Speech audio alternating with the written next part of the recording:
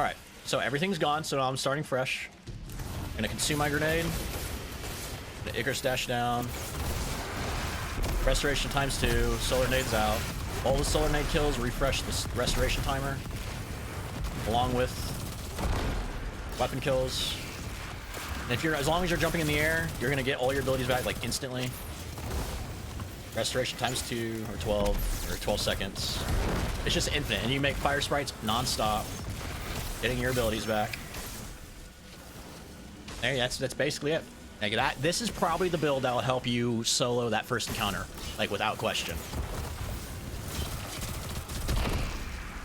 Because you're gonna keep, because again, you're also gonna keep Radiant going non-stop with this, and Radiant again is a 15% damage buff at all times for everything going on, and it's just like infinite everything.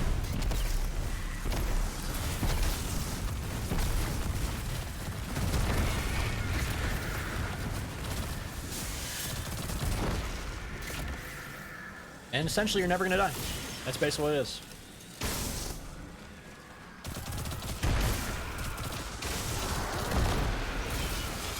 It's insanely good, right?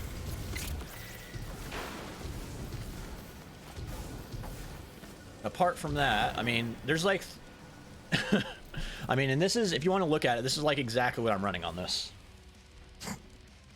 In terms of mods, let me get a little farther back, actually. I'm gonna die anyways. I'm gonna die. Dead. In terms of mods, this is basically what I'm running.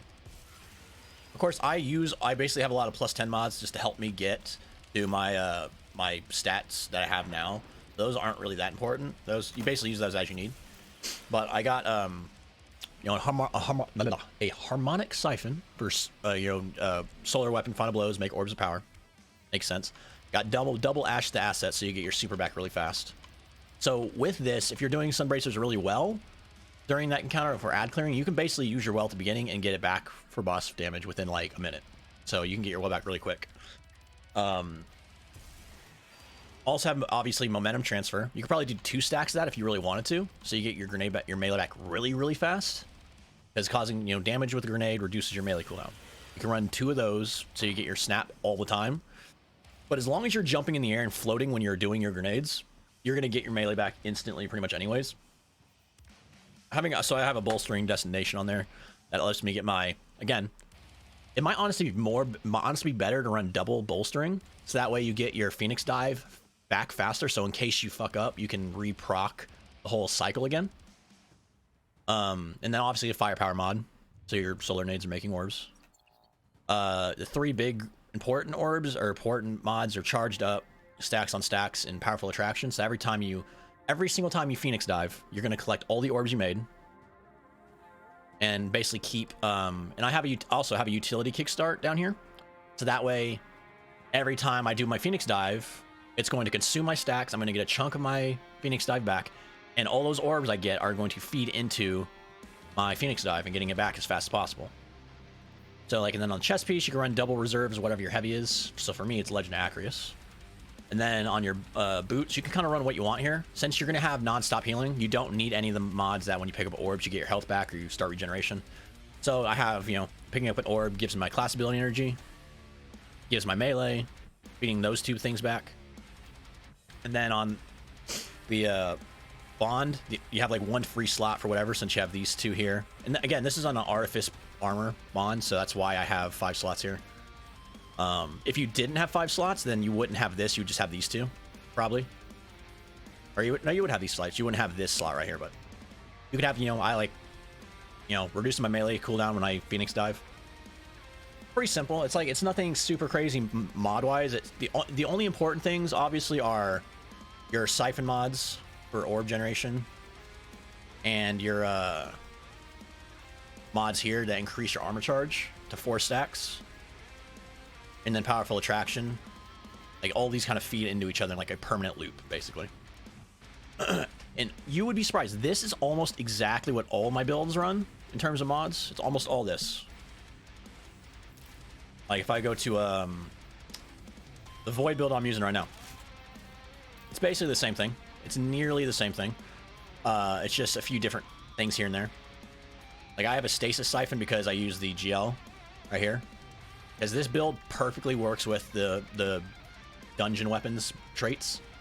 So this thing will always have 2 shots in it whenever I'm ready, and all these will make orbs.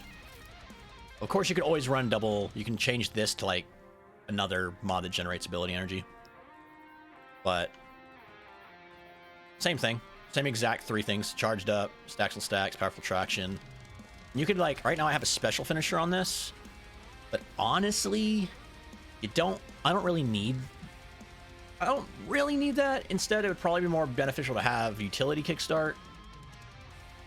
It's up to you. Because I run double special, so it kind of makes sense to have that, so that way I generate special ammo. And I think honestly what I'd probably do instead of this, probably run heavy ammo finder. That way the game guarantees drops me bricks at times. I'll just update that. But yeah.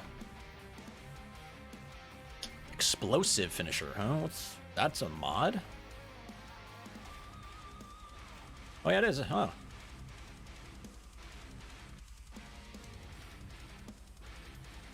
Oh, okay, I see. It gives you your grenade back.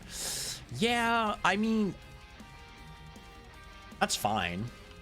I think for this void build, it kind of makes more sense because I'm gonna be finishing all the time. To either have special finisher or utility. I think having for warlocks, having your rift up a lot for a lot of these builds is really important, especially on Voidwalker with Child of the Old Gods, because I can spam this thing out, and this thing's gonna constantly regen my ability energy. It's kind of, you know, to each their own. But those are some of the builds. And then I'll show you my arc build as well.